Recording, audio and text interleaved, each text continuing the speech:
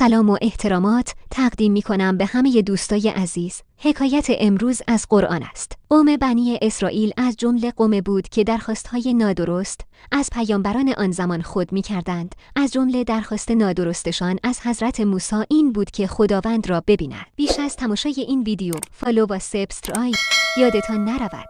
گروهی از بنی اسرائیل به پیش موسی علیه السلام آمدند و گفتند: ما به تو ایمان نمی‌آوریم مگر اینکه خدا را آشکارا با چشم خود ببینیم. موسی علیه السلام از این ماجرا سخت ناراحت شد که چرا چنین تقاضایی می‌کنند. هرچه آنها را نصیحت کرد فایده‌ای نداشت. سرانجام موسی علیه السلام از میان آنها 70 نفر از سران بنی اسرائیل را برگزید و به همراه خود به میادگاه پروردگار یعنی کوه طور برد. تا به کوه طور رسیدند صاعقه‌ای فرود آمد و بر کوه خورد.